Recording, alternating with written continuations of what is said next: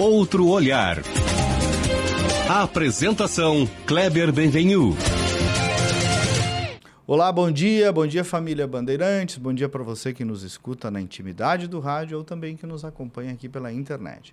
O outro olhar de hoje é um olhar crítico desses entremeios, eu diria assim, entre política, judiciário, repercussão pública, aparelhos públicos, justiça e injustiça, e nós vamos fazer isso por meio do livro recém-lançado esta semana passada, chamado Dando nos Dedos.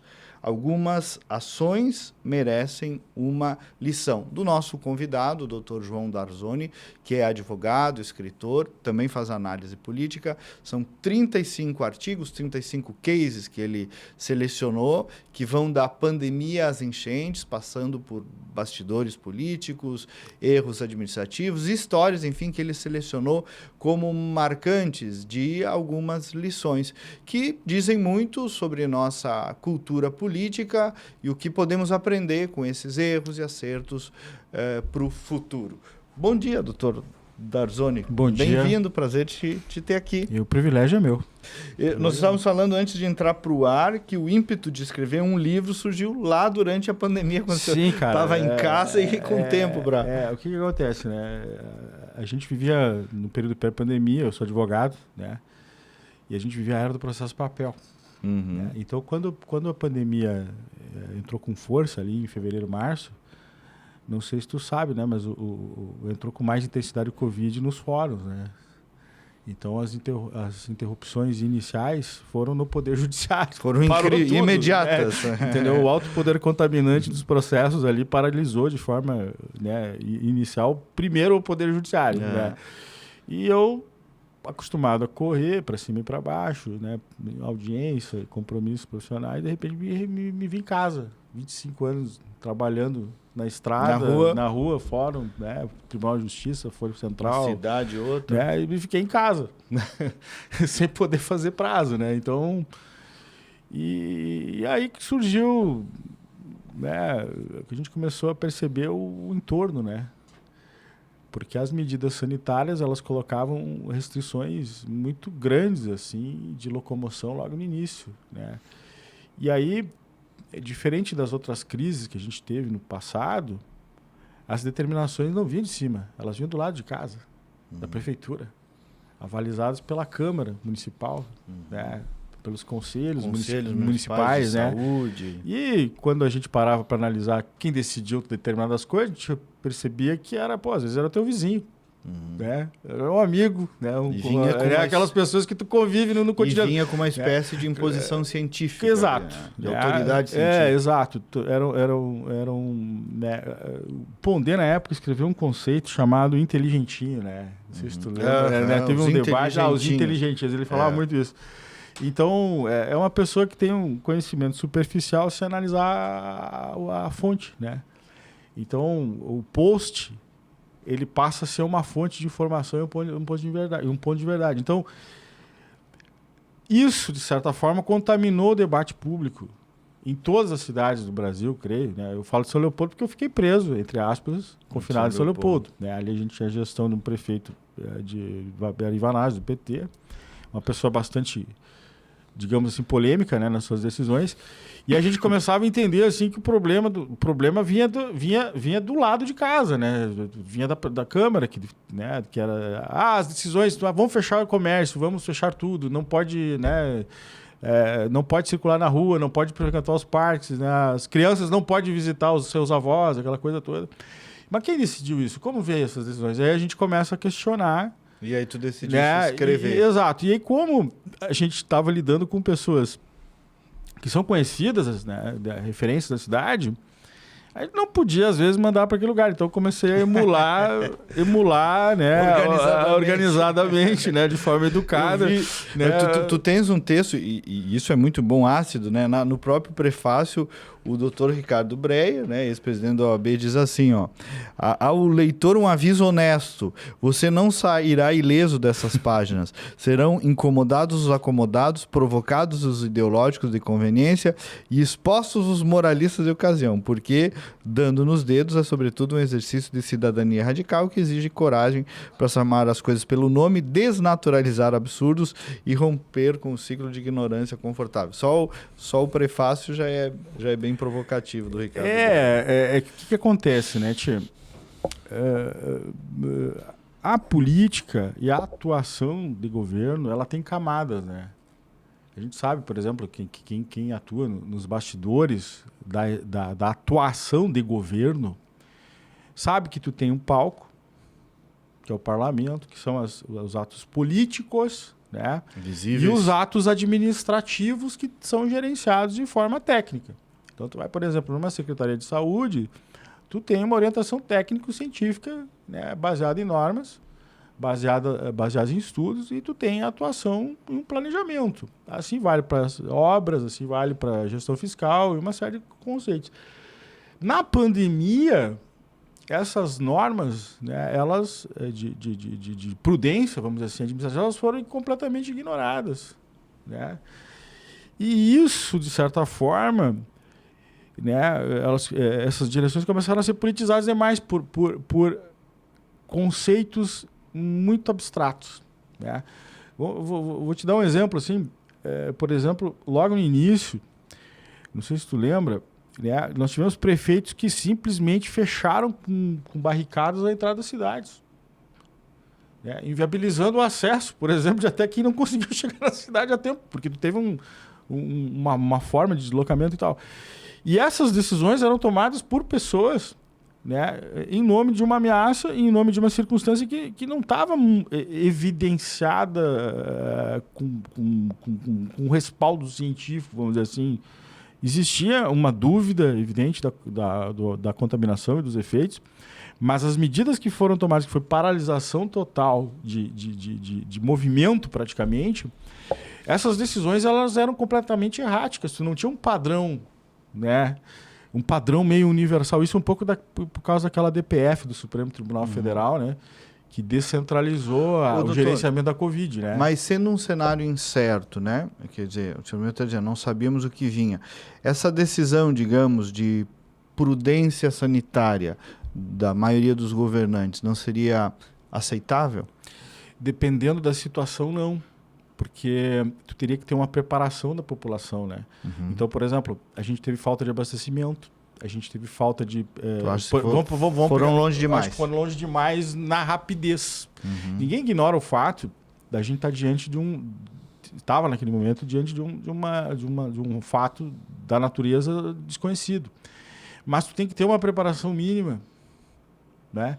O que houve foi uma corrida nas farmácias, as pessoas foram correndo na farmácia, as pessoas fizeram estoque de comida, as empresas tiveram que parar a produção, os pequenos comerciantes tiveram que praticamente ficar inviabilizados. Ou seja, a gente sabe, por exemplo, que o setor de alimentação, principalmente restaurante, até hoje não se recuperaram. Então, essa parada abrupta... O setor de eventos, turismo até hoje. O turismo, né? A gente vê o cinema, por exemplo, né? As plataformas de streaming, que as pessoas hoje elas vão muito mais no cinema do que iam, né? Então precisava ter sido feita uma transição racional de ter protocolos de funcionamento mínimo para garantir o sustento, né? Porque teve um dado momento, né? Por exemplo, tu pega alguns tipos de negócio ou perfis de atuação mesmo de pessoas, né? Que elas simplesmente foram viabilizadas sem o exercício de ir e vir, né? Então isso, de certa forma, no meu entendimento, foi tomado de forma saudável. Entendi. Né?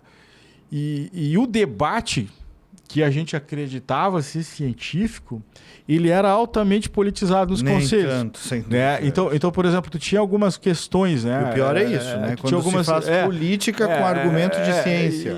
Aí vira... aí tá por trás, né? Inclusive, de grandes... e aí começa o debate, né? O texto, por exemplo, tem um texto que eu falo ali sobre a questão do hospital centenário e suas normas de São Leopoldo. Né? A gente teve um problema sério lá de superlotação. Né? Um dos primeiros casos de Covid foi em São Leopoldo. Né? Só que tu via as pessoas que estavam fazendo debate político. Né? Tu tinha lá 13... Né? Por exemplo, o Conselho Municipal de Saúde são compostos por 13 entidades. Né? 13 entidades, né? Sendo que o governo indica todas. Então fica muito complicado, né, tu fazer um debate genuíno se tu já tem a orientação do Poder Executivo local, olha, vai ser assim. Então, a ideia do Conselho é meramente protocolar. Né? E isso mascara um pouco o autoritarismo, né, de certas decisões. Tu pode perceber, por exemplo, que a gente teve em regiões, cidades vizinhas, políticas completamente diferentes uma da outra. E São Leopoldo não teve, por causa dessas ações determinadas pelo Poder Executivo, menos casos, menos contaminações e menos mortes, se tu comparar com outras que tiveram medidas mais suaves, razoáveis, entendeu? E, então, de fato, o que a gente tinha na rede pública municipal era o total despreparo da rede pública de saúde. Porque tu tinha lá as unidades de saúde que não funcionavam direito, que tinha o investimento do orçamentário lá, ele não era aplicado de forma eficiente, né? Então as escalas de serviço elas foram atabalhoadas, então ficou muito complicado a gestão numa cidade em que não estava sendo feito debate sério das consequências. Se tu lembrar, por exemplo, a determinação de suspender as escolas, suspendeu as aulas de forma... isso pegou pais, por exemplo, que ficaram inviabilizados de cuidar, de exercer sua profissão, né? de tocar o seu negócio. Ou seja, essa paralisia atabalhoada, no meu entendimento, ela foi deflagrada por questões mais políticas do que fatos concretos, doutor, de causa e efeito. São 35 textos, né? Qual foi o teu critério? Assim, porque nós não... Até agora falamos de pandemia e é bom retomar que a gente acaba esquecendo de coisas, né? Qual foi o seu critério aqui para selecionar esse dando nos dedos aqui? Dar nos dedos? A gente tentou, ao longo dos últimos 6 anos aí, né, foram mais de 70 textos escritos. Né? E são momentos que eu vivi de forma mais intensa e menos intensa. Então a gente tem aquele início da pandemia, né? Que ali a gente refere, acho que nos 2, 3 textos. Né? Tu começa em 2020, 2021 começa uma radicalização no debate político de forma muito intensa. Né? A pandemia ali tem um período eleitoral ali das eleições municipais, né? Que eu falo, tem um texto ali, né? Por exemplo, uma prática muito recorrente. O que acontece no interior? É muito comum o frango comunitário lá, o meio frango, para arrecadar fundos e tal. E em São Leopoldo essa prática é muito difundida nas campanhas eleitorais, né? E aí, né, uma das questões que surgiu na eleição, eu comecei a receber convite de amizade de político que eu nunca tinha visto na vida, né? Então ele tem um texto que fala como é que foi um pouco essa questão do corpo a corpo no Covid, né? Porque o texto ele fala assim, a morte do meio frango ou meio frango na UTI, né? Então ali a gente faz o relato de como isso afetou, né, a eleição naquele ano, né? Aí mais na frente, né, logo na virada do ano, 2021, começa a radicalização, né, na política. E no Rio Grande do Sul, a gente já retoma um outro debate, né, que acaba culminando em 2022, a finalização dele, que é a questão da dívida do Estado. Eu, como membro da OAB na época, sob a gestão do presidente Breyer, eu fazia parte do núcleo que representava a ordem no Supremo Tribunal Federal no questionamento da dívida, na CO 2059, né? Que é uma ação que a OAB discute a questão da dívida do Estado. Né? E ali a gente fala né, em 3 textos ali de como o governo, né, ficou refém, né, da situação de resolver rápido a questão da dívida. Né? Então a gente pega faz uma analogia lá. E a rigor até hoje estamos sem resolver, né? A questão da dívida, né, do estado do Rio Grande do Sul, né, eu receio, né, que a gente vai enfrentar uma circunstância muito parecida do que enfrentou no governo Sartori. Porque ela foi desde o governo Sartori, né, que não se faz o pagamento. 27 vem o problema. 27 vem o problema, porque na verdade era para ter vindo ano passado, né? Professor professor Darcy Carvalho dos Santos, né, que é um economista, conheço o trabalho dele das finanças e também está falando a mesma coisa que tu estás falando, né, da bomba que vem aí ainda. Sim, é porque na questão da dívida a gente faz porque tem 2 visões, né, sobre a questão da dívida do Estado, e é um projeto que a gente tem para 2026 é justamente escrever sobre essa questão da dívida. Né? Mais ou menos o esqueleto da ideia, do conceito, né, original dos textos era escrever um livro sobre a dívida. Mas aí veio a enchente e tal, e complicou um pouco. Mas a ideia da dívida, se tu parar para analisar, o governo Sartori, ele sofreu todo o efeito de não ter salvaguardas de proteção. Uma hora ia estourar e ali estourou. Ele foi um governo que foi vitimado por todas as circunstâncias, se usou todas as armas que se tinham, né?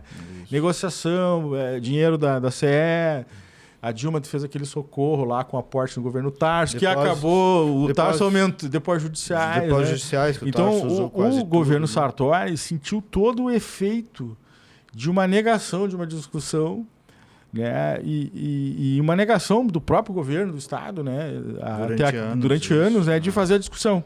Isso. Então, o governo Sartori, ele tem um marco, né, no meu entendimento. A Ordem tinha feito já essa discussão em 2012, já no governo Tarso. Mas o Sartori, ele coloca, faz um divisor de águas em que ele faz o enfrentamento isso junto ao Supremo. E coloca o problema na mesa. Coloca o problema, estamos com um problema grave e esse problema ele vai gerar um efeito geracional. Em 2017. Isso em 2017. Para você ter ideia, quando o Sartori entra com a ação, né, em 2016 para 2017, que é a CO 3057, agora não me lembro de cabeça, tá?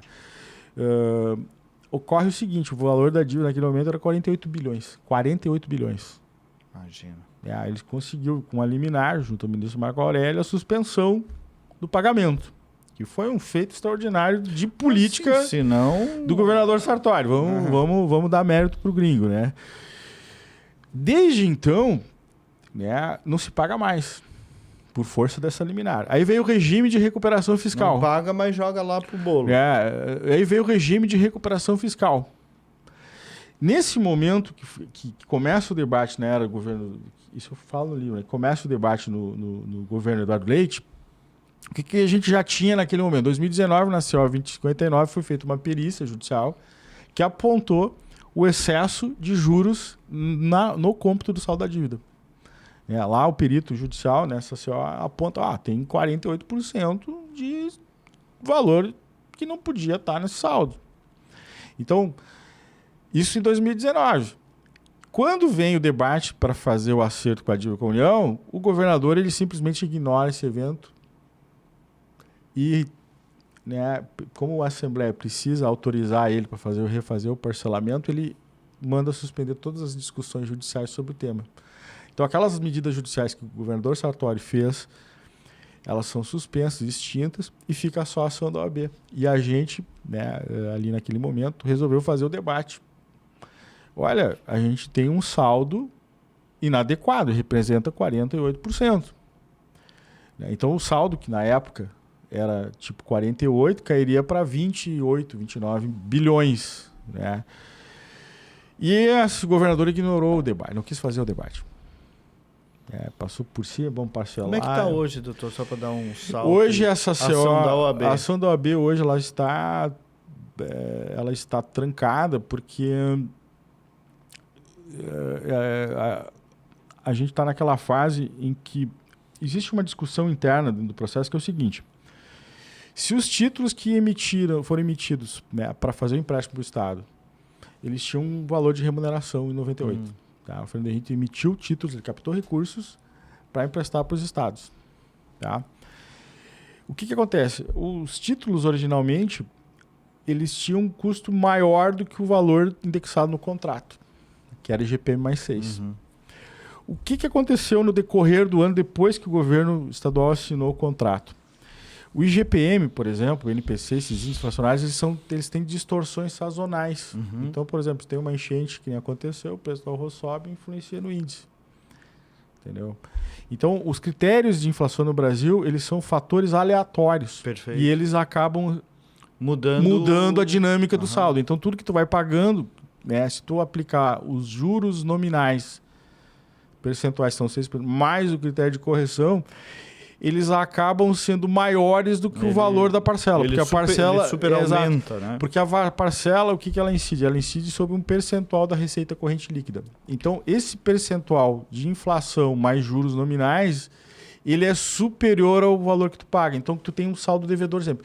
O sistema que ele ia aplicar no contrato é similar ao contrato financeiro de habitação da Caixa Federal, que é a tabela Price. Certo, é um pouco isso. Entendeu? É isso. Tá, e por que está trancado? Está trancado porque houve o regime de recuperação fiscal, né, que foi implementado entre 2021 e 2022. Tá? A gente pediu lá uma audiência pública no Supremo Tribunal Federal em 2022 e 2023. A relatora era a ministra Rosa Weber, que se aposentou. Esse processo, em 2023, passa para a relatoria do ministro Fux.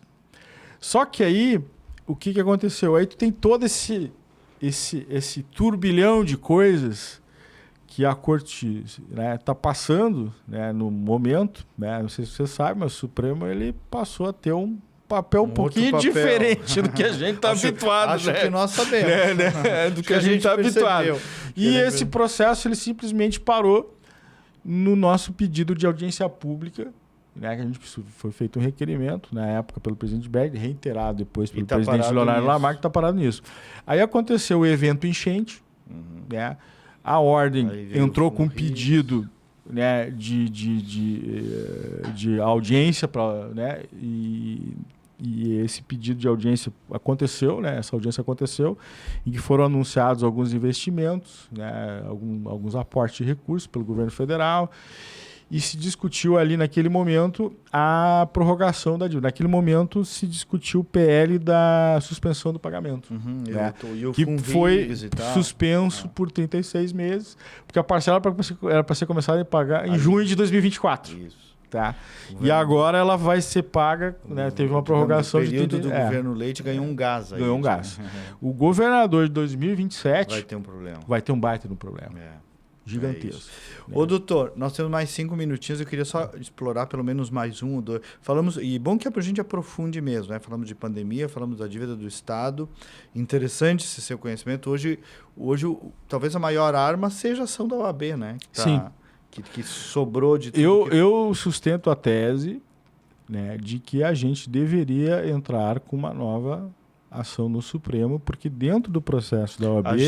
O Estado. O Estado deveria, ou qualquer partido político, né? Entendi. Sim, que tenha legitimidade constitucional, né?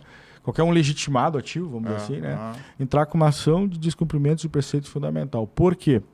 Porque dentro da ação da OAB tem um dado muito interessante que é o seguinte, tá? Que isso foi validado por alguns técnicos e auditores do Tribunal de Contas do Estado. Como foram emitidos títulos da União com determinada remuneração e esses títulos eles foram quitados pelo governo federal com juros menores, né? Aquele indexador aplicado na dívida, né, ele não se sustenta do ponto de vista de que um ente federado não pode ter lucro numa operação de crédito com outro ente federado. Então, se tu considerar o custo da dívida para a União, o custo do empréstimo, porque o que aconteceu? A União emitiu títulos e esses títulos eles foram pagos de acordo com as parcelas, né? Se tu analisar o custo do título e o custo da parcela, essa dívida, em tese, ela estaria paga. Certo. Entendeu? Então, essa correlação de forças que apareceu dentro do processo, ela seria... Porque ali na ação da OAB, o que a gente pede? A gente pede o expurgo dos juros e capitalização. Sim, né? Porque a gente não tinha as informações. Seria um pedido maior. Seria um pedido maior, diferente. Entendi. Então teria que ser feita essa discussão numa segunda ação judicial. Uma boa discussão. Né? Que é o que eu venho sustentando isso, né? Na comissão da Assembleia aqui de Economia, né? Já levamos a questão, já foi feita uma audiência, né? Porque seria importante isso. É ideal não esperar chegar até 27. Com certeza. Né? Deixa eu só, dos artigos que eu li, um que eu gostei muito, o Olavo de Carvalho uma vez escreveu o Imbecil Juvenil, né? Não sei se foi tua inspiração foi. Mas esse que já no título é bom, né? Vote nos seus velhos tios e velhas tias, tu falava de 2020. E aí o que eu separei aqui, quando tu critica a rebeldia, assim como o fetiche, né? É causa direta de muitos progressos e retrocessos da humanidade. Fala de Gramsci e tal, né? Que compreendeu essa mecânica. Aí tu diz assim, ser rebelde ou pertencer a um grupo contestador tornou-se status. E isso conferiu ao rebelde uma aura sexy. Contudo, ao se tornar sexy, o ser rebelde para as grandes multidões do século XX acabou por se tornar fútil. É verdade. E é verdade. Né? O fetiche pela rebeldia. Né? O fetiche pela rebeldia, porque vamos analisar, né? No fundo, por uma aparência social, por uma aceitação se tu analisar social. os rebeldes históricos, assim, de pegar qualquer ícone do passado, a rebeldia ela vinha com uma justificativa real e uma argumentação real de transformação. E uma coragem de contradição. Né? Tu tem vários escritores de direita e de esquerda também. Os dois, que são contestadores. Tu pega Karl Marx, o que ele fez lá? Ele fez um retrato. Eu vi que tu usa eu gosto muito... O Marx e o Mises. Porque eles têm uma dualidade, né? Porque se tu analisar de certa forma, existe uma negação do Marx pela direita também. Todo o nosso sistema tributário é baseado em tributação de lucro, renda, certo? E o Marx criou o conceito de mais-valia. O mais-valia nada mais é do que o lucro. Então ele fez essa leitura e acabou criando um raciocínio em cima disso que hoje é base do nosso todo o sistema tributário. Né? O ocidental é baseado nas questões levantadas por Marx e von Mises. Tá? Ponto. O rebelde ele trazia uma motivação real, né? Porque ele viveu o efeito daquela circunstância que gerou a rebeldia. Então, por exemplo, se tu é vítima de miséria e pobreza, tu passa a ter uma certa indignação com aquele teu estado de pobreza e miserabilidade. O problema é que a rebeldia ela passou a ser feita por atores que não têm vivência real com o problema. Virou blasé. Exatamente. E ficou extremamente sexy, porque o sexy, o rebelde, o contestador, ele é sexy por natureza. Ficou uma aparência social. O cara certinho, o advogado certinho, bonitinho, gravatadinho, ele não é sexy, porque ele não é rebelde. Entendeu? E aí é que surge o paradoxo, né? Se tu comparar a rebeldia, que é uma rebeldia virtual, né? Que são os revolucionários de iPhone, né? Que o cara tuita, ele posta e ele acha que aquilo transforma a realidade, né? Isso entra num contraponto muito interessante, por exemplo, com a minha tia. A minha tia não, ela toma uma ação política definida, concreta, vai para a rua, ela acompanha o deputado, vê assim, não, mas isso aqui está errado. Então, quando tu começa a contrastar uma geração com outra, sobre o aspecto de que um pesa o argumento e a causa de efeito e outra a quantidade de views ou likes, tu começa a entender, poxa, mas essa senhora é muito radical. Né? Como é que ela prega, por exemplo, a ideia de todo mundo pode conversar? Porque ela foi vítima de censura real, entendeu? Sim, então, e talvez ela seja rebelde. Exatamente. Então, na eleição de 2020, a gente, acho que foi em 2020 que eu fiz o texto, a inspiração veio justamente por causa das minhas tias e por causa de algumas pessoas mais, né, que estavam lá indignadas. Poxa, mas não posso isso, isso não pode. Então, o ato de rebeldia genuíno passou a ser das gerações mais velhas. Tu pode perceber isso, cara, que os nossos expoentes maiores hoje de rebeldia no Brasil têm mais de 60 anos. E até digo... A gente pode citar vários aí. Hoje, na juventude, nos movimentos jovens, da Igreja Católica que eu participo, A rebeldia é o nascimento de jovens conservadores, de famílias numerosas e que rejeitam os clichês que surgiram nos últimos anos da agenda woke e tal. Esses são os rebeldes. A fidelidade, ela passou a ser um ato de rebeldia. As pessoas olham hoje para um jovem casal que assume um compromisso sério de fidelidade, de querer um projeto comum, isso passou a ser rebelde. O estranho foi estranho. Isso, não, mas como tu vai namorar sério mesmo? Só uma mulher? Só uma mulher, né? Como assim tu vai na igreja com 23 anos? Como? Todo domingo? É mesmo, né? Mas não gosta de balada mais? Ninguém entende. Tu tem um ato de rebeldia, tu vê, até um dado interessante com o turismo, né? Que, não sei, os anos 80, né? Entrega um pouco a idade do cara, né? A gente gostava de uma festinha, né? Um traguinho, um rockenzinho e tal. E a gente vai nesses eventos, cara, e é só... Cara, 50 a mais, né? 40 a mais. A gurizada mesmo não curte isso. Né? E aí, quem que é o rebelde? É muito bom. É interessante. Doutor, acabou o tempo. Queria te agradecer muito. O ouvinte aí já está vendo que rende. João Darzoni, dando nos dedos, algumas ações merecem uma lição. Farol 3. Onde é que acha o livro do senhor? O livro, quem cuida de toda essa... Esse livro só saiu por causa de um amigo muito querido, tá? Que é o Políbio Braga e a família. Eu sou um tietão do Políbio. Né? Entrevistei ele aqui não faz muito. E ali o Políbio, ele que foi o grande incentivador. Né? Se esse livro existe é porque é mérito mais do Políbio do que meu. Joia. Então, esse livro ele pode ser adquirido, né, pelo blog do Políbio. Lá tem polibio@polibiobraga.com.br e lá no blog tem um número de WhatsApp lá que conecta diretamente com ele. Doutor João, obrigado. Muito Eu que agradeço. Sucesso, prazer em conhecê-lo melhor. Prazer é todo meu. Tá? E estamos aí felizes, né, com a divulgação. A esperança precisa seguir, né? E quem diria que nós, velho, né, um pouquinho mais velho, virar os grandes revolucionários. O velho rebelde, né? Muito bem, nós voltamos no próximo sábado com mais uma edição. Até lá, bom dia, bom final de semana.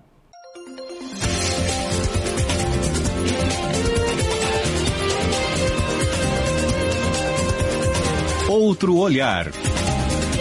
A apresentação Kleber Benvenu.